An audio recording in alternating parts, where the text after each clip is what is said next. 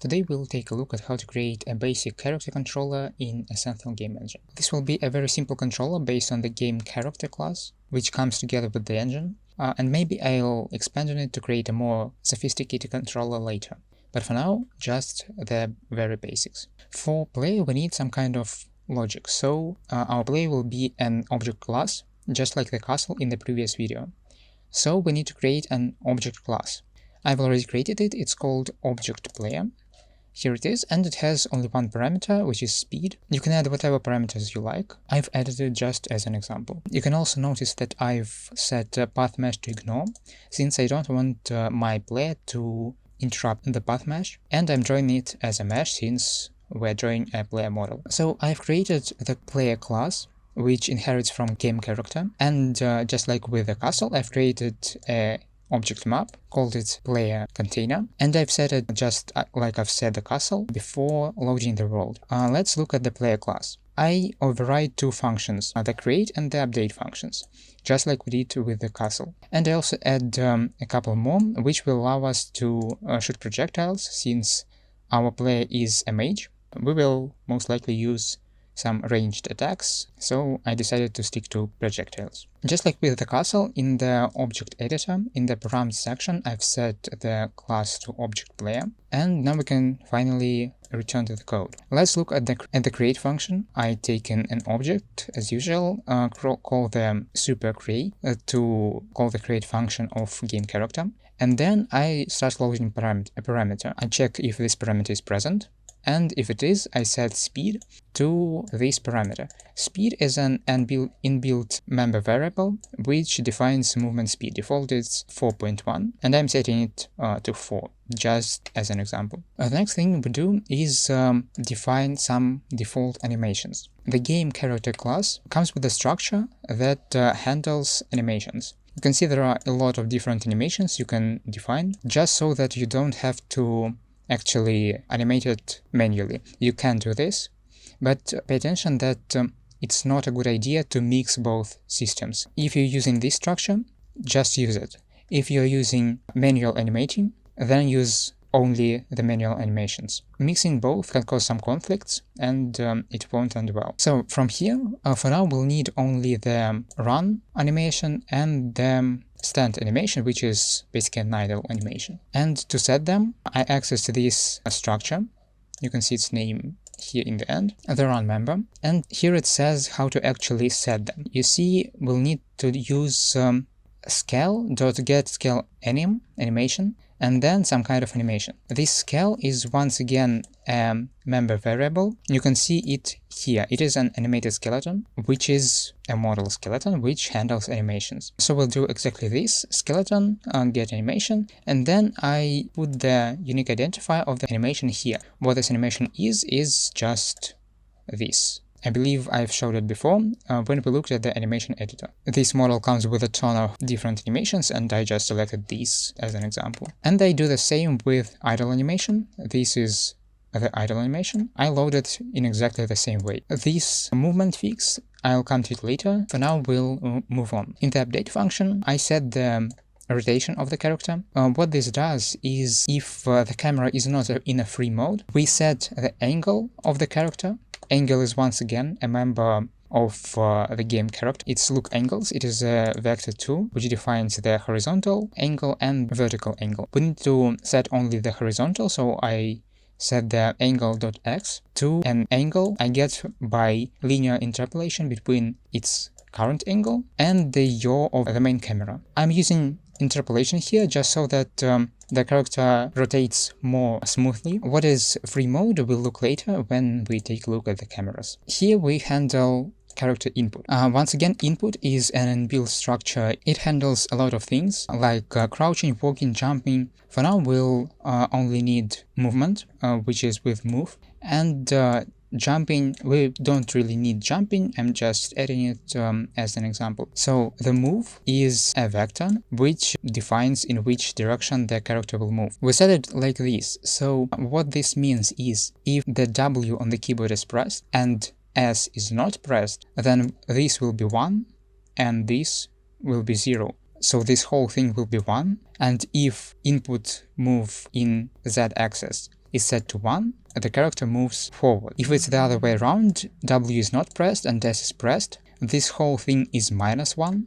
So if this parameter is set to -1, the character moves backwards. The same is here. If we press D, then the character will move right. If we press A, the character will move left. In the jump, we do something a bit different. We need to set this jump to some float, which defines the jump velocity. So we check if the space key is pressed, and if it's pressed, we set it to 3.5, and if it's not pressed, we set it to 0. So most of the time, our character will be on the ground with jump velocity 0, and only when we press space, we set it to 3.5, and the character will jump. Here I have handling for attacks. We attack if we press the left mouse button, but we'll look at the attacking. For now, let's go check the cameras. What we'll do is make the camera follow the player. So I haven't changed the create function, but I have added the boolean for free. You probably don't want to make all this global like I'm doing, but it's just for demonstration. It's not for the best coding practices. Anyway,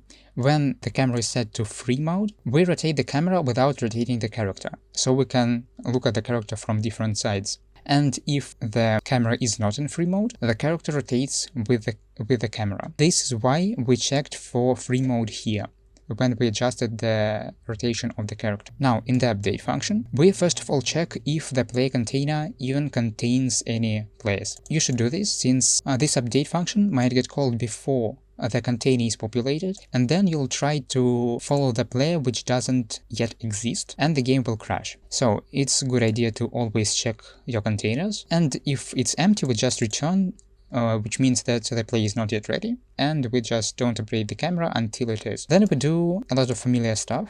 We check if the middle button is pressed. In this case, we set the mode to free, otherwise it is not free.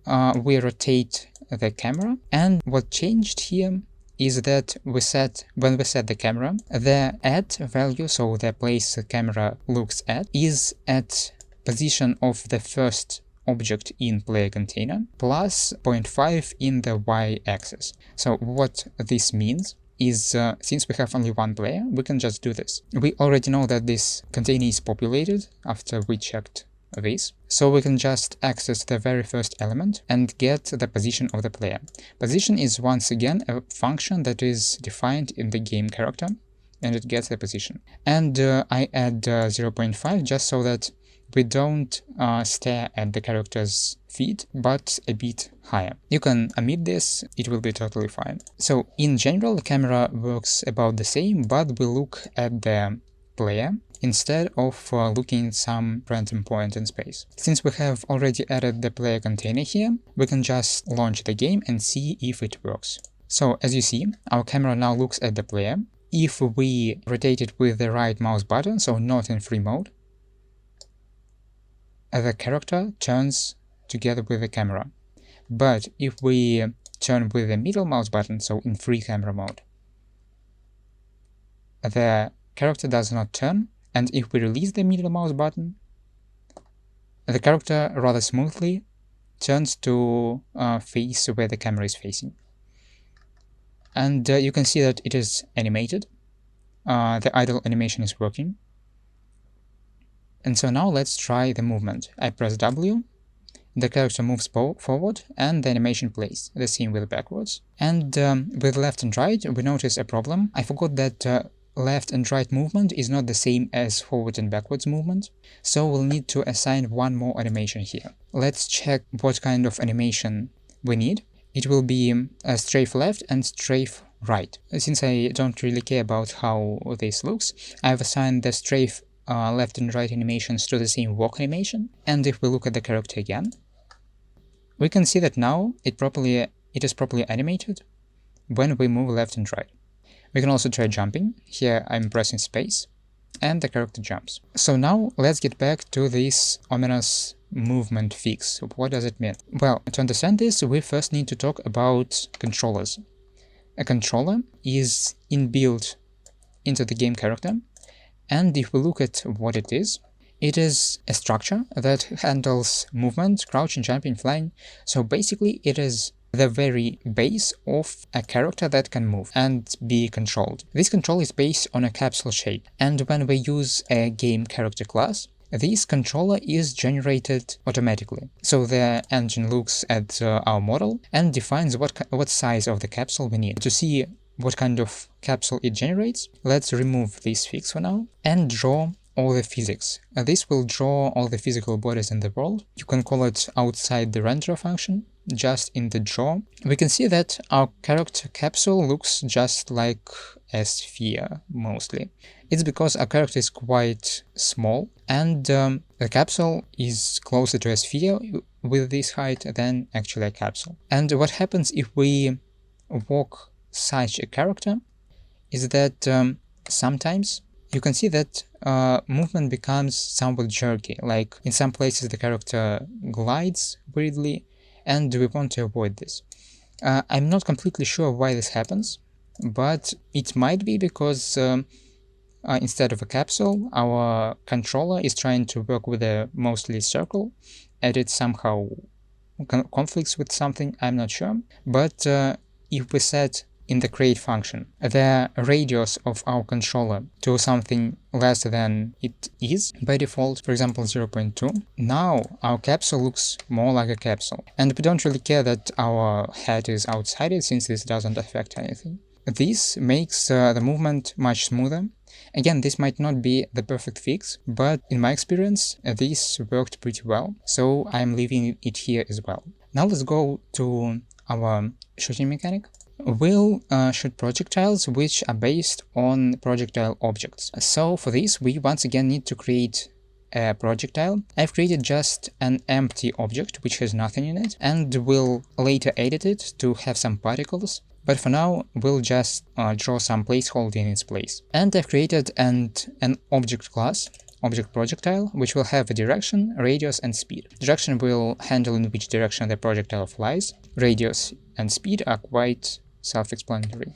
I've assigned the class here, and once again created the container for projectiles and set it to its type. I've inherited the projectile class from game kinematic. Kinematic is a class for select objects which position can be changed manually, and we'll do just this. We'll update our position manually each frame. Here I have our three parameters. In the create function I extract them and load as usual, and then I create an actor. An actor is it's basically a physical body for our projectile, and we needed to check if it collides with anything. And then in the update function we see if the actor, this physical body, which we created from a ball, basically a sphere of set radius, collides with anything. This cuts function checks if actor collides. We can set collision groups, we can set the callback. We'll do all this later. For now we just check if it cuts anything, and then return false. As we know, returning false in the update function means that this object doesn't want to exist anymore, and the object manager will automatically remove it. If it does not collide with anything, we update its position to whatever its position is plus direction times speed times delta time, and return true. So our projectile will just fly in a single direction until it hits anything, and then it will disappear. Let's look at how we actually spawn them. When we press the left button, we shoot, and in the shoot function we get the object pointer to this projectile object, this empty object we created. We just create an object pointer and assign it an unique identifier. It works just the same way. We'll just drop this projectile here, and it works. But then we need to set parameters. Previously we set parameters either in the object class editor or through the world editor. But now we are creating the object from code, and we need to set parameters also from code. So we access this projectile object pointer, we get its parameter, let's start with radius, and we set its value f to 0.15. What this value f means? In each object we have a container of parameters, and in each parameter there is a union. So if you remember, in object class editor we can select the type of the parameter, and here are all the same types. So we need to set the correct type of this parameter to whatever we need. Since we created so that radius is a real, so a float, we set the f field of this value. So we set the float in radius to 0.15. We set the float in speed to 3. And we set the direction to this, which means that it will fly in whatever direction the camera is facing when you shoot the projectile. And then, with all these parameters set, we actually create the object. For this, we call the game world object create. Here, we need a reference to this object, so we dereference the object pointer, which already holds all our parameters here. And we need a matrix at which we will create this object. There is also a third parameter for a UID, but you can read the description of what it does. It is not relevant to us right now. We create this matrix from a scale and a position. A scale will be 1, and position we calculate like this. It just returns a position right in front of the player character, and it is where we'll spawn our projectile. Now, we can't actually see the projectiles right now if we shoot them, since we don't have any visuals for them. But to fix this, in the main draw function, I iterate over the proj container, which has all the projectiles. This macro is one of many macros that you can use to iterate over stuff. You can look at them if you just click middle mouse on it. We get the position, and we draw a dot, a red dot there, just so that we can see where the projectile is. Now, let's check how it actually works. If we click left mouse button, we see a projectile is spawned and it flies, and will fly until it hits the mountain. And here it disappeared. We can shoot whatever number of projectiles, and they will all work the same way. We see that they disappear by hitting our castle, and the same way they will later deal damage to our enemy when we program it.